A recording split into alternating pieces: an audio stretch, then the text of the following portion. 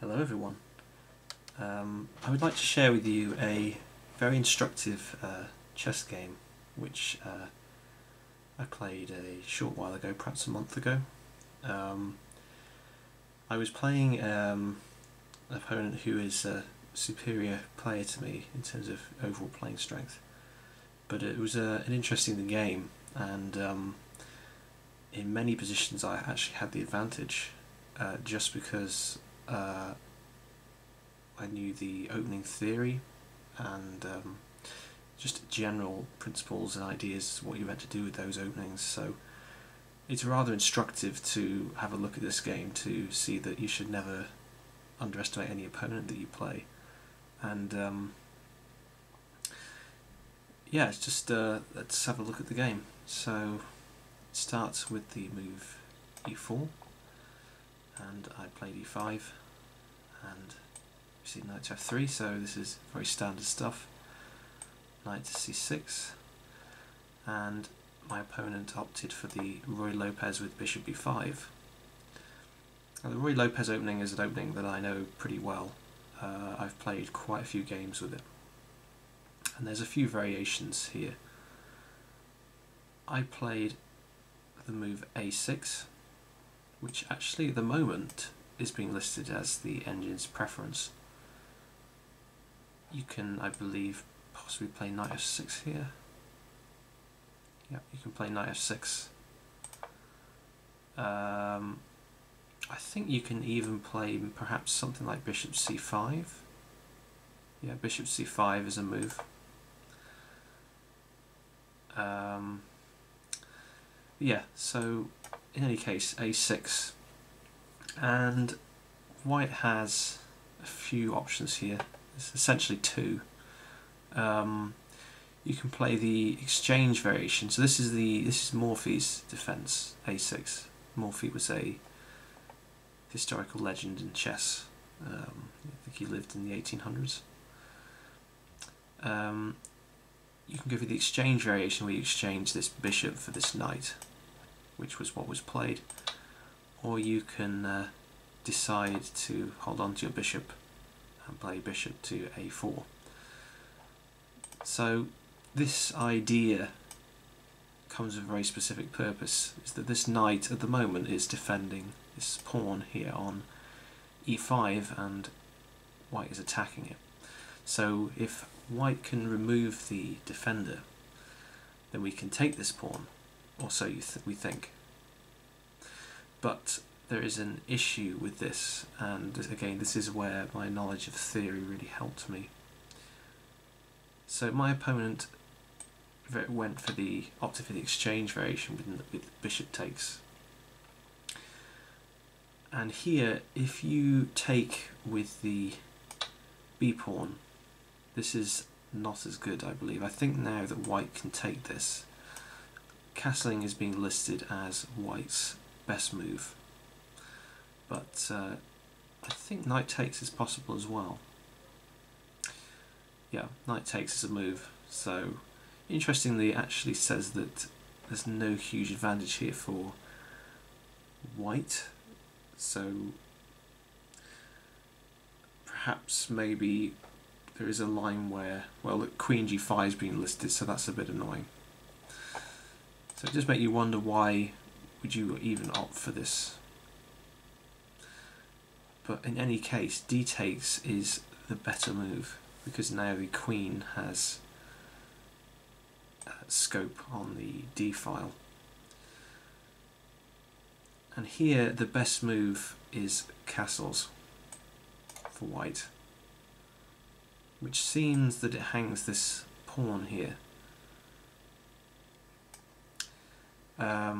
But now the trick, if you call it a trick, for black doesn't work anymore in this position, and that's what we're going to look at. So d takes. Instead of castling, my opponent took this pawn, and now black is better after queen to d4, which is what I played. So now we're threatening to take the pawn on e4 with check, which would fork the knight, and at the same time the queen is also attacking the knight anyway. So it actually recommends that the knight go to g4 here, which won't be defended by the queen. My opponent played knight to f3, which is just as good, and I took here with check. And this is not very good for white, because white is going to lose the right to castle. In this situation, white has to get out of check. And how does white get out of check in this position? Well, you can play something like king to f1, but this doesn't look very good. You know, this rook will be sitting here forever. There's no piece that can capture the checking piece. So it seems the only thing really that white can do is block with the queen, which is what he played. And then after takes, another check, then king takes is forced. And now we see the white king will never castle, so you know, material's equal, but yeah, this is sort of unpleasant for white really. So bishop e6 is being listed as the best move here. So black is better now. Bishop e6 is being listed here as the best move. I played knight to f6, which is just as good. And now it says that white should play rook e1, which gets the rook onto the open file where my king is, and then the king can retreat to a square like f1. But my opponent played the move d3, which allows the bishop to move. And now it says again bishop e6, which would block the direction from the rook, so I could potentially, if I wished, castle queenside again. Whenever there's no queens on the board, it's always worth considering not always castling. So at the moment in this situation we see that white has only one bishop, the dark square bishop, which means that the light square bishop for black is unchallenged by another minor piece.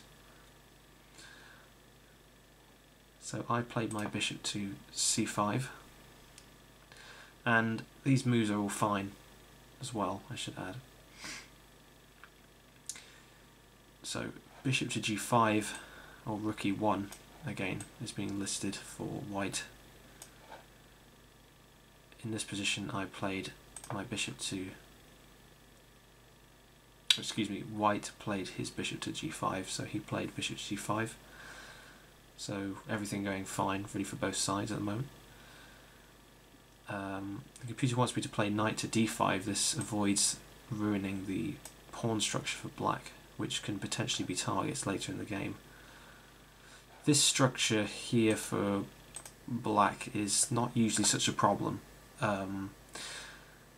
These pawns sort of control a lot of central squares where pieces could potentially infiltrate, and it's difficult really to attack these pawns practically. But having these two pawns split would not be so good, so knight to d5 is recommended. Bishop to f5, which is a very reasonable move. And then my opponent did take, splitting the pawns, but the computer's happy to do this. There is this open file actually for the rook. Something to note here with this one. So again, it's giving rook e1. We saw the move d4, which the computer doesn't like. It's now giving like castles and bishop d6 here. So bishop d6 sort of ties this rook down temporarily. It sort of creates weaknesses. This bishop's going to be pretty strong then.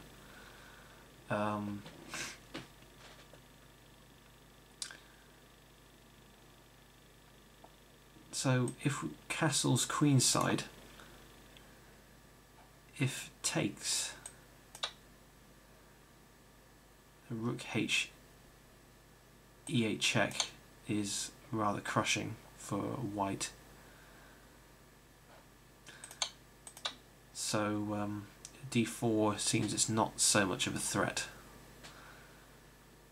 This king here and you can see the black's rooks are active, white's are not connected at the moment. So it actually recommends to castle here. I played my bishop back to b6, which is also a good move. And yet again I should note that yeah, black is still better at the moment according to Stockfish 12. So that's good news. It's giving now like c3, which sort of paralyzes this bishop a little. So c3 makes sense. My opponent played king to d2. Yeah, again now castling queenside. Black's king's probably safer on the queen side. With all these pawns here, it's virtually impossible for a piece to come in here and attack the king. And then this rook is immediately placed on open file. But I played rook to g8, so good play from black at the moment. And now knight to h4, attacking the bishop. The computer wants me to put my bishop on e6, but I played bishop to g6, which does allow a potential trade. And now it's giving c3 again for previous reasons. It does make this knight harder to develop. Now the king is on d2. It's not a good square for the king in that sense. Is that after c3 it's difficult to move this knight. So g3 for white, which obviously hangs this pawn, and I played c5. Don't know why I didn't take here. This would have been fine, especially considering that this is now attacked and this would be attacked as well. So we'd have two forks on the f and the b pawn. Perhaps I forgot that this knight had moved, because this knight was previously defending this pawn, and sometimes it's easy to forget that pieces are no longer doing the jobs they should be, so that's why knight h4 isn't really a good move. But yeah, it says black is up 2.3 pawns in this position, which is rather a lot. So yeah, c5. c5 is not a losing move or anything, but it's not a very good move. I mean, obviously I wanted to trade these pawns so that my bishop's now good, but this was, I could have just taken the pawn, so I assume that was just an oversight on my part. d5, so it's sort of disallowing this exchange, so this bishop is again somewhat trapped, although this pawn is getting harder to defend potentially. So I played my rook to d8, and now c4, which came as expected, and now bishop a5 check. So notice obviously like the c pawn can no longer defend and stop this, but this knight can move now, so we see knight to c3. Again, black's doing fine still here. c6, which is what I played, so we're attacking this pawn because it's pinned. And then rook h to e1.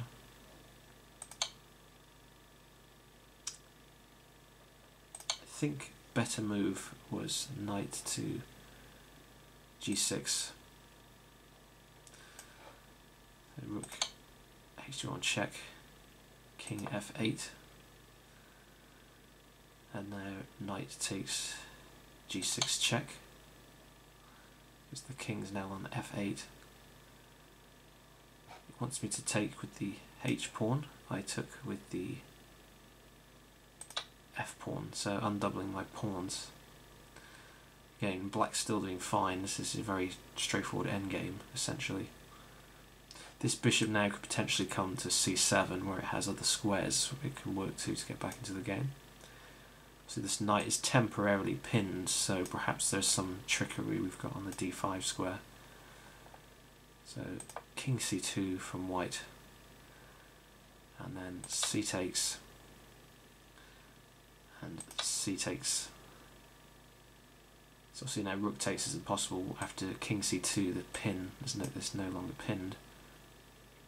But we have a 3-2 majority of pawns, so maybe we can push these later, perhaps. So this is c4 from black. Computer wants black to take an exchange here, and it says that black is better with the other positional aspects. So after c4, it actually says that the evaluation has gone slightly into white's favour. So I'm not exactly sure why I played c4. Rook a to d1. So white wants to defend, push this pawn forward. So this is a pass pawn from white. And rook to d6, which is kind of like a blockading idea. But knight to e4 can attack the rook, so I think my idea was just to stop this pawn from moving, but the computer doesn't really like this. My computer wants me to move my king in with king f7, and then the rooks defend each other. But yeah, rook to d6. So white is slightly better now. So yeah, pretty competitive game really. And then rook e6. So it recommends exchanging here. So this pawn will be closer to queening, and the d file will be open. But I played my bishop to c7, so that if takes, I can play my bishop to d6. But yeah, knight to e4, which is what was played, and white's got a lot of pressure on the d6 square on the rook. So now rook takes is pretty much forced. D takes, and yeah, white is now for the moment better. So yeah, plus 1.5, pretty good advantage for white. f5, attacking the knight, knight to c5 would have been best. Knight to f6 is also a good move, attacking the rook, so rook g7, and then rook to d7, so white is blocking the defense. So this is known as interference. Computer actually wants white here to play the move knight to d5, and potentially e7 can be a threat here. White can maybe play the rook to e1 at some point and then move this. So in this variation it actually wants the king to be on e8 directly in front of the pawn. I think the idea is that it's just to stop white from breaking through here and accepting that if there's an exchange, it's difficult for white to actually break through. But yeah, rook to d7, and by comparison, so it says plus 1.3 for white in this position. This is now black in black's favour, so it's minus 0.3 after rook takes, which looks crazy Although, having said that, how do you actually defend this? So bishop d8, and if the knight moves, the king's going to come in and take this pawn. So I think the idea is that white doesn't have anything here. So it's giving like knight to d5, which defends the e7 square, but knight f7, king f7, king c3, so white's going to bring the king up. So b5, so white cannot take the c4 pawn, knight to b4, and bishop f6 first, the check, king d2, or king c2, king e6, the king is moving up the board and the pawn's attacked and the bishop is stopping it from queening. In some positions white could even maybe consider playing the move d8 queen just to force this bishop to be on this square potentially, because this pawn is going to be lost anyway. So in this position knight takes a6 and king takes d7, and in that variation black is slightly better because the king position and this knight, if the king can move up the board, this knight is going to be not going to have too many squares. It's going to have to find another way of getting into the position probably.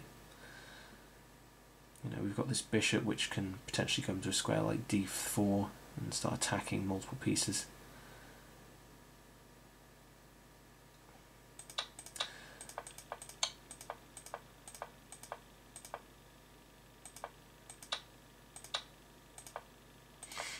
So yeah, the computer doesn't really like rook to d7, and it suggests that black should exchange, which it seems that I did. And here e takes would have been better. It looks like my opponent took with the knight, and it gives him king e7, which is what I played, so both the white pieces are attacked. White has no checks with the knight, so knight c5, defending the e6 pawn. But now bishop to b6, and we're attacking this piece, and behind it we've got the f2 pawn as well. So, and if there is exchange, this pawn's then hanging. So knight takes b7, and allows bishop takes f2. Now it wants me to play king takes here first, but I took on f2, I think, which is not as good.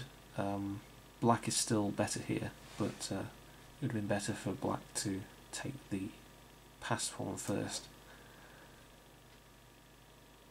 King to c3, and king takes e6, king takes c4, and the move h5, which somewhat restricts white's pawns. I'm advancing my majority of pawns now on the king side of the board. It says that king e5 or g5 would have been good moves here. So this position is pretty much equal. So knight to c5 check, and king to d6 would have been best. The exchange is a very drawn position. So king e5, and then it says b4. a4 would have been the best move. You see the move b4 and g5 for black. So black is going to try and break through on the king side, white on the queen side, so it's pretty much a race to who gets the end first. in this position I played the move king to e4, and now white is much better after the move a4 which was played. I think I was low on time again or something in this position, so I essentially blundered. I wasn't very careful with the final moves of the game, unfortunately. I think that was probably it. I just wasn't just didn't take enough time really in the final position, which was sort of a shame because in this position the position's completely equal, and there's probably more than one move for black. Yeah, king e4 potentially allows the white king to move forward as well. But yeah, after a4, now it wants me to play g5 as before. But I played king to f3. And yeah, now b5 for white. White's going to break through here. So we've got a takes, and it takes too long for black to take these pawns and actually push, because what matters is this pawn's going to queen first, and that's the issue. So let's go back and have a look in this position. So if an example of how it could have continued would be g5, and now a4. Okay, so f4 for black, this is the break, and now g takes is forced because otherwise f3, so g takes, and now b5, and for the same reason a takes, g takes, and now here the move king e4, so b6, f3, b7, f2, queen,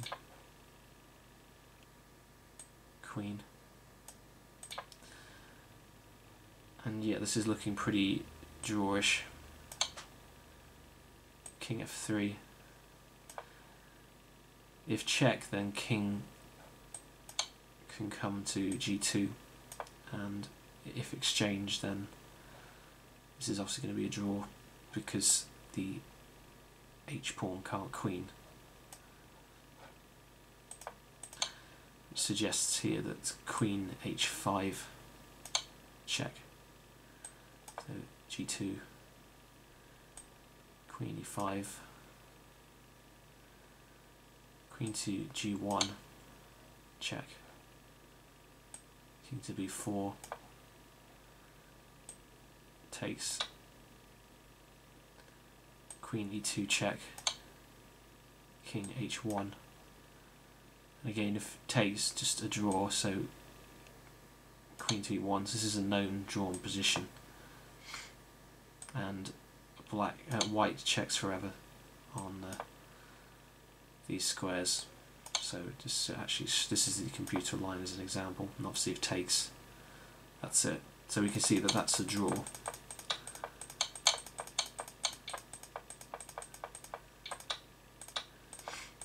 And that whole variation just came about because of one essentially careless move.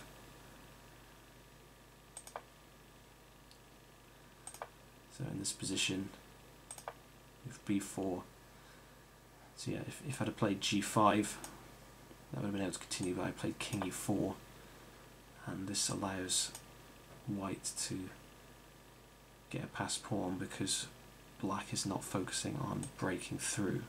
It takes too long to break through, which is why g5 would have been the right move. So yeah, very instructive game and highly competitive and an interesting opening. So I hope you enjoyed this video. Thanks for watching, and see you next time.